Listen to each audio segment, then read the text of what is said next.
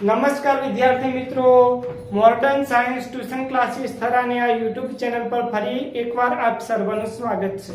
આજે આપણે ધોરણ 10 ચેપ્ટર નંબર 14 ઉર્જાના સ્ત્રોતો વિશેનો અભ્યાસ કરવાનો છે વિજ્ઞાનની અંદર। તો વિદ્યાર્થી મિત્રો, ઉર્જા એટલે કે એનર્જી શબ્દથી તમે પરિચિત છો। તમે ઉર્જાના વિવિધ પ્રકારો, ગતિ ઉર્જા, સ્થિતિ ઉર્જા, આ દરેક વિશેનો અભ્યાસ તમે ધોરણ 9 ની અંદર કરીને આવ્યા છો। તો વિદ્યાર્થી મિત્રો, આજે આપણે આ ઉર્જાનો સ્ત્રોત મતલબ કે ઉર્જા આપણને ક્યાંથી મળે છે એના વિશે આપણે અભ્યાસ કરવાનો છે। તો આપણે ઉદાહરણ લઈએ તો આપણી લાઈટ, જેને આપણે કહીએ છીએ વિદ્યુત ઉર્જા।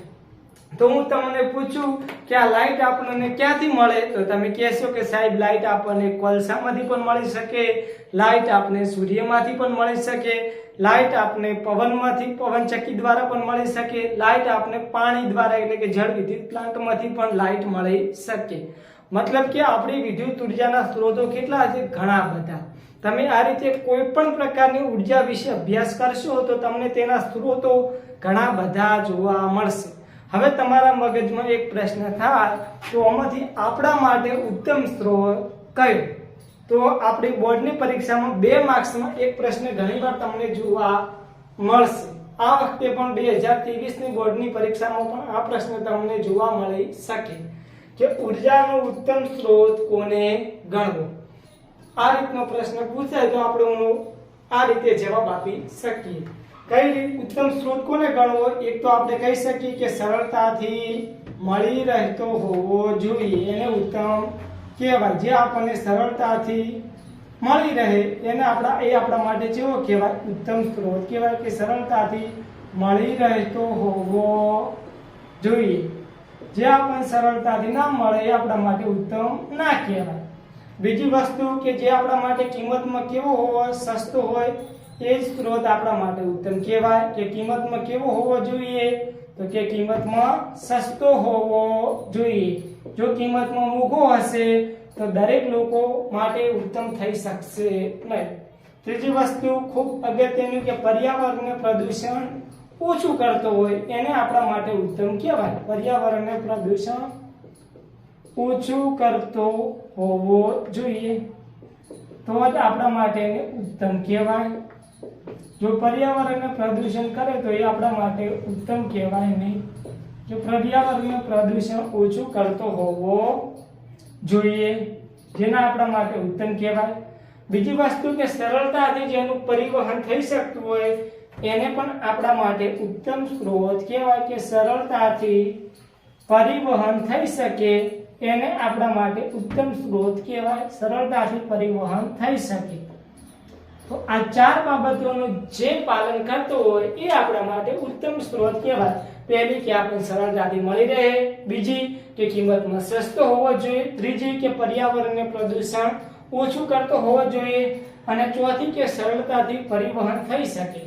આપણે એક સામાન્ય ઉદાહરણ લઈએ કે આપણે રસોઈ બનાવવી છે તો જે લોકો જંગલમાં રહેતા હોય એના માટે સ્ત્રોત કયો કે ભાઈ લાકડા, કારણ કે જંગલમાં લાકડા એમને સરળતાથી મળી રહે। કોઈ શહેરમાં રહેતો હોય તો એના માટે ઉત્તમ સ્ત્રોત કયો ગણાય? તો કે ગેસ, કારણ કે ત્યાં એને એ સરળતાથી મળી રહે। પણ આપણે આ 4 બાબતનું જે ઉર્જાના સ્ત્રોત પાલન કરે એ સ્ત્રોતને આપણા માટે કેવો કહેવાય? ઉત્તમ સ્ત્રોત કહેવાય। સરળતાથી મળી રહે, કિંમતમાં સસ્તો હોય, પર્યાવરણને પ્રદૂષણ ઓછું કરતો હોય અને સરળતાથી એનું પરિવહન એટલે કે એક જગ્યાએથી બીજી જગ્યાએ આપણે લઈ જઈ શકતા હોય એ સ્ત્રોત આપણા માટે ઉર્જાનો ઉત્તમ સ્ત્રોત કહેવાય। તો હવે ઉર્જાના સ્ત્રોતોના મુખ્ય 2 પ્રકાર પડે છે, પરંપરાગત સ્ત્રોતો અને એક છે બિનપરંપરાગત સ્ત્રોતો। તો આપણે પહેલી બાબત જોઈએ પરંપરાગત સ્ત્રોતો। પરંપરાગત સ્ત્રોતો એટલે કે આપણે વર્ષોથી જે સ્ત્રોતોનો ઉપયોગ કરતા આવ્યા હોય એને આપણા માટે પરંપરાગત સ્ત્રોતો કહેવાય। જેમ કે આપણે વર્ષોથી આપણી લાઈટની એક તો શેના દ્વારા બનાવીએ છીએ? તો કે થર્મલ પાવર પ્લાન્ટ, જેમાં આપણે કોલસાથી લાઈટ બનાવીએ મોટા થર્મલ પાવર પ્લાન્ટમાંથી, જેનો ઉપયોગ આપણે વર્ષોથી કરતા આવ્યા છીએ। બીજી વસ્તુ કે જળ વિદ્યુત પ્લાન્ટ, મોટા તમે ડેમ જોયો હોય, મોટા ડેમ, અને ડેમની અંદર પાણીમાંથી જે લાઈટ ઉત્પન્ન કરવાનું હોય એને કહેવાય જળ વિદ્યુત પ્લાન્ટ। વર્ષોથી આપણે એ રીતે લાઈટ ઉત્પન્ન કરતા આવ્યા છીએ। અને ત્રીજું અશ્મિભૂત બળતણમાંથી પણ આપણે લાઈટ ઉત્પન્ન કરીએ તો આપણા માટે એ પણ કહેવાય કે અશ્મિભૂત બળતણ, એટલે કે જે આપણું માનવ મૃતદેહો, પશુઓ છે, પક્ષીઓ છે, આ બધું મૃત્યુ પામી જમીનમાં દટાય અને કરોડો વર્ષો સુધી એમાં પ્રક્રિયા અંદર જમીનમાં થતી રહે અને એમાંથી જે આપણને બળતણ મળે એ બળતણને આપણે કહીએ અશ્મિભૂત બળતણ, જેમાં કોલસો, ખનિજ તેલ, પેટ્રોલ, ડીઝલ આ બધું આપણે અલગ પાડી શકીએ.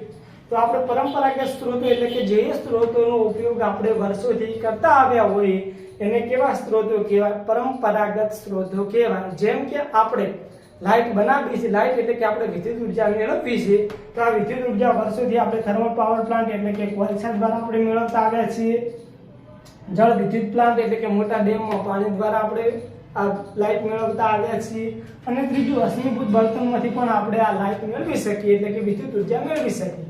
તો આ કેવા સ્ત્રોતો? બધા કેવા? પરંપરાગત સ્ત્રોતો. પરંપરાગત સ્ત્રોતો કેવા છે વિદ્યાર્થી મિત્રો? પુનઃ અપ્રાપ્ય પ્રકારના. એકવાર ઉપયોગ કર્યા પછી ફરીથી એનો ઉપયોગ થઈ શકશે નહીં. તમે અશ્મિભૂત બળતણ અંદરથી કાઢશો, પેટ્રોલ, ડીઝલ, કોલસો, એનો એકવાર ઉપયોગ કરીને તમે વિદ્યુત ઉર્જા મેળવી લો, ફરીથી એને બનતા કરોડો વર્ષો લાગશે, એટલે કે એનો ઉપયોગ ફરીવાર થઈ શકશે નહીં. તો આ આપણા માટે ચિંતાનો વિષય કહેવાય, કારણ કે જેમ જેમ વર્ષો થતા જશે એમ એનો જથ્થો જેવો થશે, ઘટતો જશે, અને એનો જથ્થો પણ કેવો છે? મર્યાદિત. સામે એટલી આપણી દુનિયામાં વસ્તીમાં શું થઈ રહ્યો છે? વધારો, જ્યારે એનો જથ્થો ધીમે ધીમે ઘટી રહ્યો છે, જેથી આપણને ઉર્જા મળી શકશે નહીં પરંપરાગત સ્ત્રોતોથી. એટલે આપણે એનો વિકલ્પ તરીકે આપણે બીજા બિનપરંપરાગત સ્ત્રોતો ઉપર ગયા. પરંપરાગત સ્ત્રોતો એટલે કે જે સ્ત્રોતો વર્ષોથી આપણે ના વાપરતા આવ્યા હોય એવા સ્ત્રોતો. જેમ કે હમણાં આપણે થોડાક સમય પહેલાથી જ આપણે સૂર્યમાંથી પણ વિદ્યુત ઉર્જા મેળવીએ છીએ. તો બિનપરંપરાગત સ્ત્રોતોમાં ખૂબ જ અગત્યનો કયો કહેવાય? તો કે આપણો સૂર્ય ઉર્જા, જેની અંદર આપણે સોલર પ્લેટો મૂકી અને જે સૂર્યમાંથી આપણે જે વિદ્યુત ઉર્જા મેળવી શકીએ આપણા માટે કેવું કહેવાય? બિનપરંપરાગત કહેવાય.